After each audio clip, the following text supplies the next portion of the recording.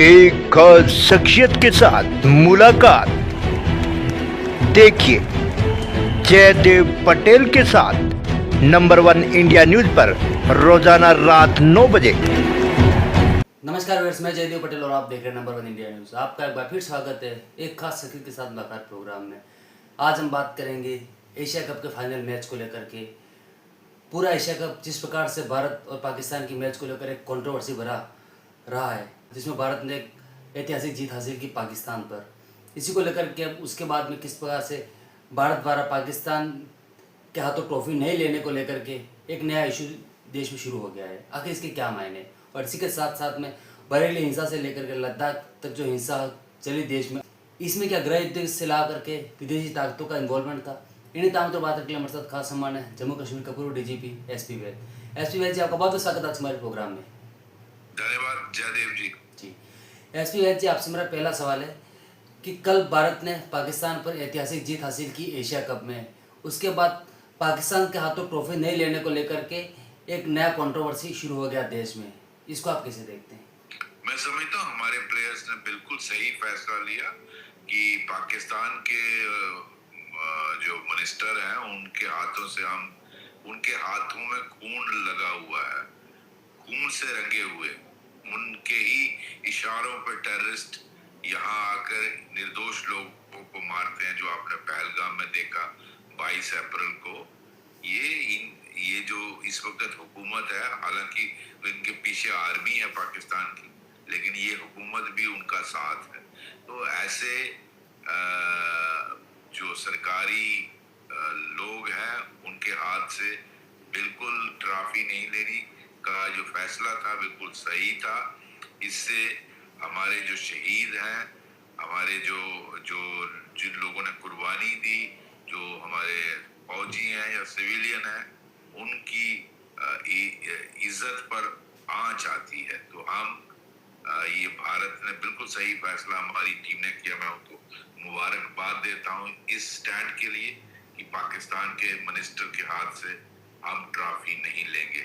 लेकिन अफसोस की बात है कि पाकिस्तान बजाय वो ट्रॉफी वापस जमा कराने के, और उसका एक्चुअली हकदार भारत था, तो किसी और के हाथ से भारत की टीम को देते, वो खुद ही चुरा के ले गए। पाकिस्तान की पुरानी आदत है चोरी करने की, पहली बार नहीं किया उन्होंने। हर बार मार खाई जंग में, 65 की जंग में, 71 की जंग में, कारगिल वॉर में, और अभी लेटेस्ट इस साल जो ऑपरेशन सिंदूर हुआ। लेकिन उनकी कोशिश रहती है अपने लोगों को झूठ बोल के दिखाना कि हमने जो है वो जंग जीती है। तो बेसिकली उनको जंग जीत को चुराने की पुरानी आदत है, तो यहाँ भी उन्होंने वही किया। इसी तरह आप देखिए कश्मीर को हथियाने में भी उन्होंने चोरी की, क्योंकि धोखे से लिया। अगर दम था तो सामने आके लेना चाहिए था। कश्मीर को भी उन्होंने धोखे से कब्जा किया, और वो चीज सारी दुनिया को पता है। जी एसपी वैद जी, अगर हम बात करते हैं तो जिस प्रकार से सारा जो कंट्रोवर्सी जो क्रिएट हुआ, उसके बाद क्या इनके देश में विपक्षी दल इसको लेकर के सरकार पर हमलावर हैं, इसको आप कैसे देखते हैं? नहीं, मैं बिल्कुल विपक्ष के साथ एग्री नहीं करता। ये बिल्कुल सही किया। ये मोदी सरकार की कोई विफलता नहीं है, बिल्कुल सही है। और लेकिन मैं इस बात पर विश्वास रखता हूँ कि हमें पाकिस्तान के साथ कोई ताल्लुक नहीं रखना चाहिए, चाहे वो क्रिकेट हो चाहे दूसरी गेम्स हो, कोई ताल्लुक नहीं रखना चाहिए। क्योंकि जब तक टेररिज्म बंद नहीं होता, इवन फिल्म इंडस्ट्री में पाकिस्तान के लोगों, आईपीएल में किसी को अलाउ नहीं करना चाहिए। पाकिस्तान का टोटल बाइकआउट होना चाहिए। ये नफरत वाले लोग हैं, जहरीले लोग हैं, और वो क्रिकेट खेलने के लिए कम आते हैं।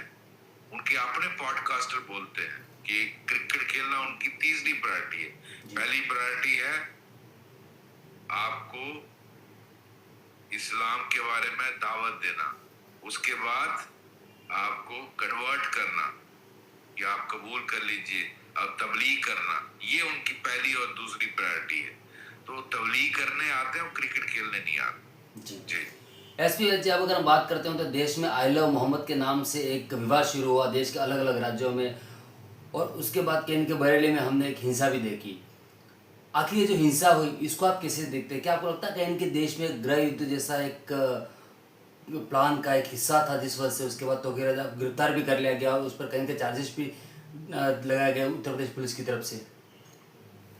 देखिए, तौफीक राजा को तो योगी जी ने ठीक कर दिया। मैं कल उसका बयान सुन रहा था, बड़ा पॉजिटिव बोल रहा है। पहले भड़काऊ बयान देता था।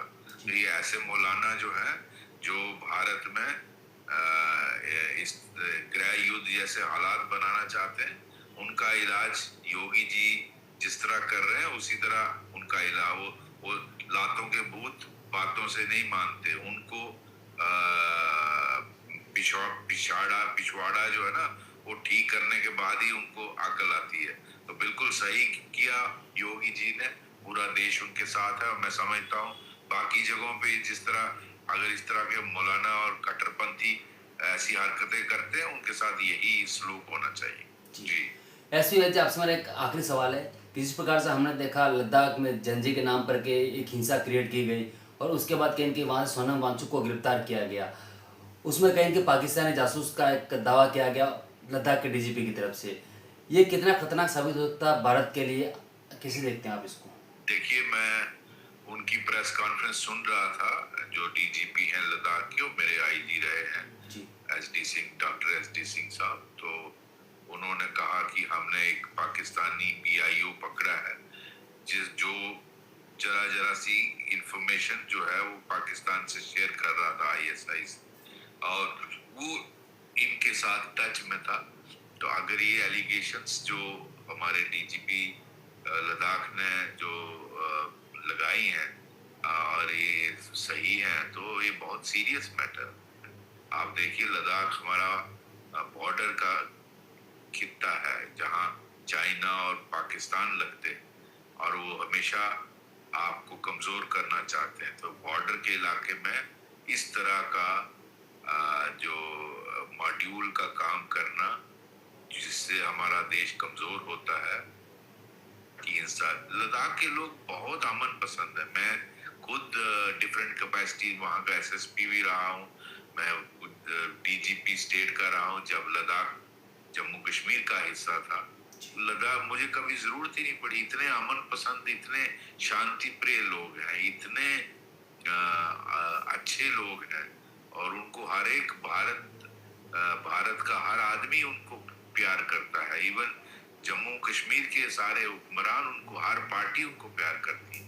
लद्दाख के लोग बहुत, और उनके आप लद्दाख स्काउट्स देखिए, उनकी आर्मी में इतनी कंट्रीब्यूशन है, वो किस तरह से भारत देशभक्त है, वो किस तरह से भारत की हिफाजत करते हैं।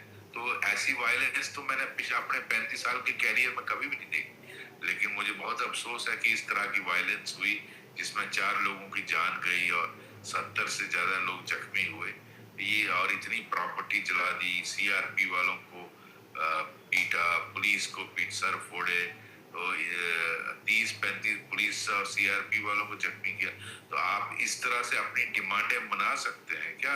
स्टेटहुड, आप उसके बारे में बातचीत करिए। भारत सरकार की टीम आपसे संपर्क में है। 6 अक्टूबर को मीटिंग फिक्स भी थी, फिर आप इस तरह की वायलेंस क्यों कर रहे हैं? तो ये जो भड़काने वाले बयान दिया सोनम वांगचुक ने, और अगर ये जो डीजीपी साहब कह रहे हैं ये सही है, तो उसका खमियाजा भुगतना पड़ेगा। इसलिए उसका